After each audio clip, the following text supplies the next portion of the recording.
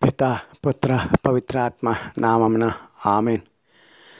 కరుణామయుడు అయిన మా తండ్రి, కనికరం కలిగిన దేవ, ఎంతటి ఘోర పాపలైనా, ఎంతటి దీనస్థితిలో ఉన్నవారినైనా మీ చిత్తమైతే వారిని మీ మహిమార్థమై ఎంత గొప్పగా ఉపయోగించుకుంటారో, ఎంత ఉన్నత స్థితికి తీసుకువెళుతారో మేము ఈనాడు తెలుసుకొని పోయే మీ పవిత్రమైన వాక్యాల ద్వారా మీ తండ్రి తత్వం గురించి మోషే ప్రవక్త గారి ద్వారా మేము తెలుసుకొని పోవచ్చుండగా, మోషే ప్రవక్త గారి యొక్క జీవితాన్ని సర్వమానవాళికి ఆదర్శంగా ఉండేటట్లుగా తీర్చిదిద్దిన దేవా,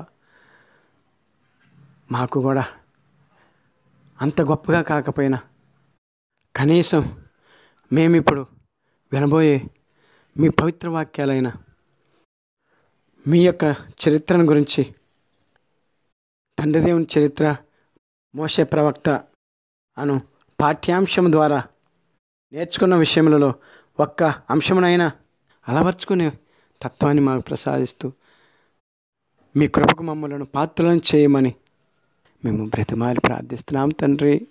ఆమెన్. పితా పుత్ర పవిత్రాత్మ నామమున ఆమెన్.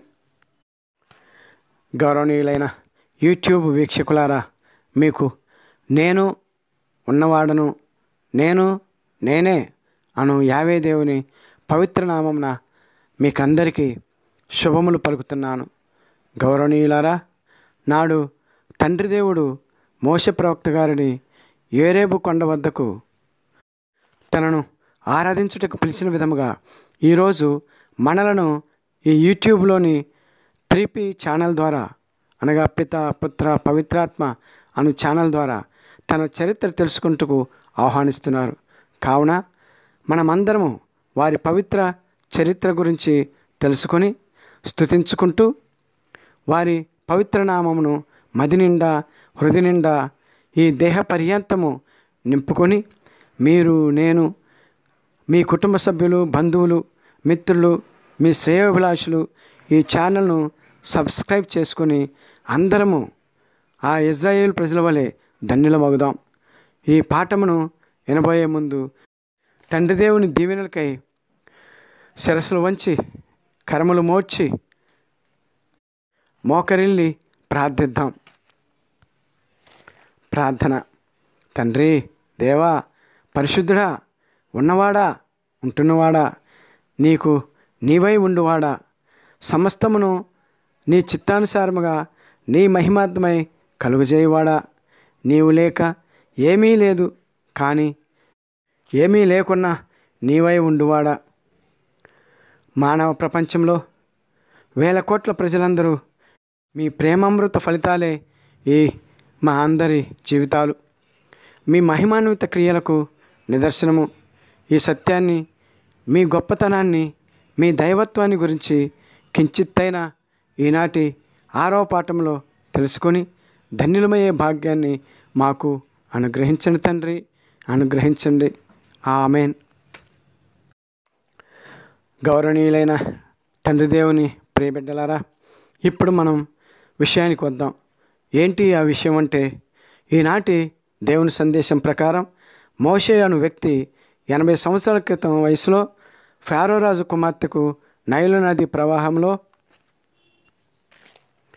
ఒక జమ్ము తొట్టెలో దిక్కులేనివాడుగా లేక కని పడవేసిన వానిగా దొరికిన ఆ బాలుడుగాను, ఆమెకు సంతానము లేకపోవటం వలన ఒక బానిస బాలింతరాలుచే రహస్యంగా పాలిచ్చి పెంచబడిన బాలుడు పెరిగి పెద్దవాడై యుక్త వయసులో రాజకుమార్తె పెంపుడు కుమారుడుగా అందరిచే గౌరవింపబడి ఐగుప్తీయుల శాస్త్రములు అన్నీ ఆపోసన బట్టి రాజకీయ చతురతను తన మదిలో రంగరించుకొని ఎదిగిన కొద్దీ రాజకోటలో అందరి ముందు ఒదిగి ఉంటూ భౌతిక అందాన్ని మానసిక లేక వ్యక్తిత్వ అందాన్ని జోడించి అసలైన సిసలైన దేహదారుఢ్యముతో అందానికి ప్రతిరూపముగా నిలిచి కని పాలిచ్చిన తల్లికి, పెంచి విద్యను నేర్పించిన తల్లికి వీరిద్దరూ పంచిన ప్రేమ, ఆప్యాయత,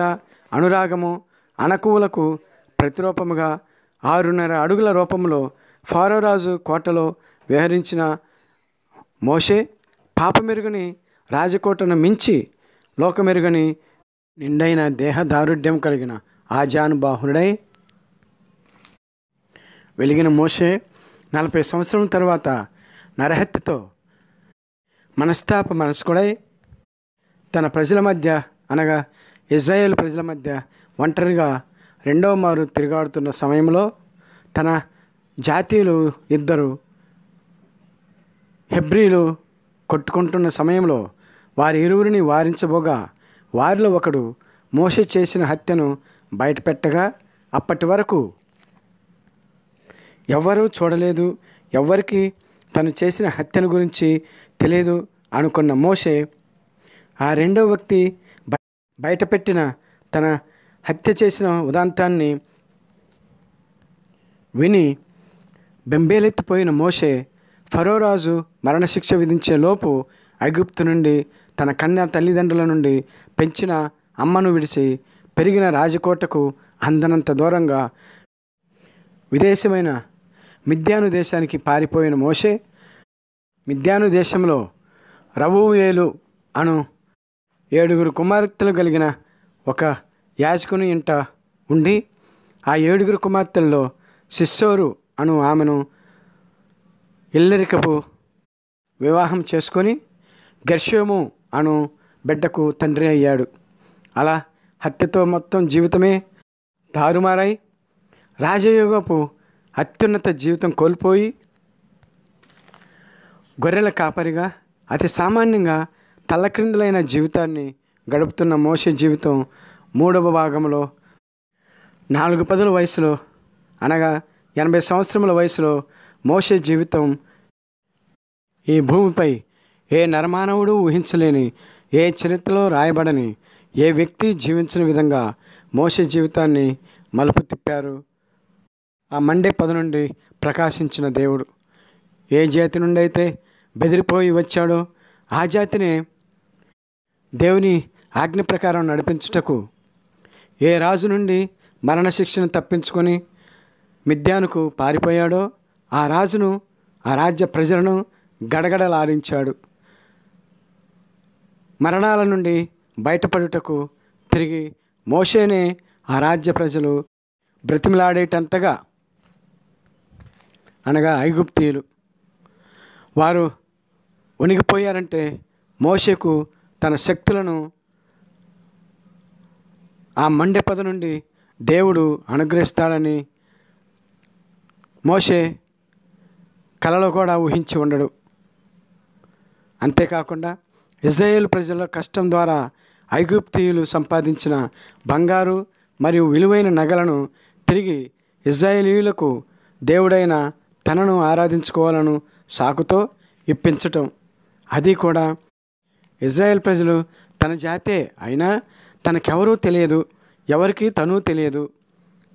ఇప్పుడు మొత్తం ఒక కొత్త దేశానికి వెళ్ళినట్లుగా వెళ్ళి పైగా ఆ ఇజ్రాయేల్ ప్రజల్లో ముఖం ఎరగని పెద్దలను పోగు చేసి వారి పితరులైన అబ్రహాము, ఇస్సాకు, యాకోబు, యోసేపుల దేవుడు తనను పంపినని అస్సలు అప్పటి వరకు తనకే తెలియని, తను ఆరాధించని, ఎన్నడూ ఎరుగని దేవుని గురించి ప్రజలకు తెలియచేయటం, ఇవన్నీ వింటుంటే మీకేమనిపిస్తుంది గౌరవ సహోదరి సహోదరులారా, యూట్యూబ్ వీక్షకులారా? మీకే తెలియని విధంగా తల గోక్కోవాలనిపిస్తుంది కదూ? ఆశ్చర్యం, అద్భుతంలో కలగలిపిన ఉత్సుకత రేకెత్తించు కథలా అనిపిస్తుంది కదూ గౌరవనీయులారా? ఇది కథ కాదు గౌరవనీయులారా, అదే దేవుని గొప్పతనం. అలాగే ఉంటాయి దేవుని యొక్క క్రియలు, అవి కూడా వాస్తవమైనవి. అలాగే తికమక పెడుతూ ఉంటాయి. కానీ అదే సమయంలో ఆ క్రియలు ప్రథమంగా తికమకగా ఉన్నా అనిపించినా ఆ పనిని ఒక భాగ్యంగా భావించి అనుసరిస్తే ఇక అతనికి మించిన వ్యక్తి భూప్రపంచంలో ఎవ్వరూ ఉండరు, ఇక భవిష్యత్తులో ఉండబోరు అన్నంతగా ఆ వ్యక్తి పరిగణించబడతాడు. అతనికి అసాధ్యమైన శక్తి ఏదీ ఉండదు. ఎందుచేతనంటే దేవుడు అతనిని తన ప్రియమైన బిడ్డగా ఎంచుతారు కాబట్టి. అంతేకాకుండా దేవుడు తన శక్తులన్నీ అతనికి ఇస్తారు కాబట్టి. అదే జరిగింది ఈ మోషే ప్రవక్త జీవితంలో. నరహత్య అను పాపభీతితో, మరణశిక్ష అను మరణ భయంతో, భయానక బలహీనతలతో ఉన్న మోషేను యెహోవా దేవుడు అతని బలహీనతల నుండి 2000 మంది ఇశ్రాయేలీయులను ఐగుప్తు నుండి విడిపించి వారికి నాయకునిగాను, బానిసలుగా తన దేశంలో ఉన్న యోధా జాతిని దేవుడు విడిపించి వారి దేశం నుండి పంపించమన్నారు అని చెప్పినా దేవుని ఆజ్ఞను ఖాతరు చేయని ఫారో చక్రవర్తిని బెదిరించి అతని రాజ్యాన్ని ముప్పు తెప్పలు పెట్టు శక్తిని పొంది తనకు మరణశిక్షను విధించవలసిన చక్రవర్తికి మరణ భయాన్ని కళ్ళ ముందు చూపించేలా మోషేను శక్తితో నింపుతారు తండ్రి అయిన యెహోవా దేవుడు. గౌరవనీయులారా, నిర్గమకాండము 3వ అధ్యాయము 1వ వచనం నుంచి 20వ వచనములు చదివితే ఆ సందర్భంలో నేనే ఉన్నవాడను అని చెప్పుకున్న దేవుడు అబ్రహాము దేవుడను, ఇస్సాకు దేవుడను, యాకోబు దేవుడను, యోసేపు దేవుడను అని చెప్పుకున్న దేవుడు ఇక నుంచి సమస్త జనులు నన్ను యెహోవా లేక యావే దేవుడు అని పిలుతురు అని మోషేకు తన నామమును వ్యక్తపరచుకున్నారు. నిర్గమకాండము 3వ అధ్యాయము 15వ వచనంలో. అప్పటి వరకు అనగా మోషేను నియమించుకొనుటకు పూర్వము నేనే ఉన్న దేవుడను అని ఇశ్రాయేలు ప్రజలకు నామమాత్రంగా తెలిసిన దేవుడు ఈ మోషే ద్వారా తన శక్తులన్నీ ప్రదర్శించి అప్పటి నుండి వర్ణించతరము కాని శక్తి కలిగిన దేవుడుగా మానవ జాతికి అందరికీ తెలియబడ్డారు. గౌరవ సహోదరి సహోదరులారా, ఇంత గొప్ప దేవుడు ఈ యావే దేవుడు. ఇంకా ఈ యావే దేవుని శక్తులెన్నో చూడాలంటే మనం రాబోయే పాఠం వరకు వేసి ఉందాం. ఈ రోజుకు ఈ పాఠం ముగిద్దాం. ముగింపు ప్రార్థన. తండ్రి యెహోవా, శక్తిగల దేవా, ప్రేమమయుడా, బలహీనుల బలమైన భగవంతుడా, దీనులను దండిగా దీవించు దేవా, మీకే స్తోత్రము తండ్రి. ఈ తండ్రి దేవుని చరిత్ర మోషే అను పాఠం వినుట ద్వారా మాకు మీ శక్తిని, మీ దయాళత్వమును పరిచయం చేసినందుకు ధన్యవాదములు తండ్రి, ధన్యవాదములు. మీ కృపచేత, మీ దయచేత మమ్మలను ఆశీర్వదించమని మేము వేడుకుంటున్నాము తండ్రి. ఆమెన్. పిత, పుత్ర, పవిత్ర ఆత్మ నామమున ఆమెన్. గౌరవనీయులైన యూట్యూబ్ వీక్షకులారా, తండ్రి అయిన యెహోవా దేవుడు మనలందరినీ దీవించి కాచి కాపాడుదురుగాక. ఆమెన్. పిత, పుత్ర, పవిత్రాత్మ నామమున ఆమెన్.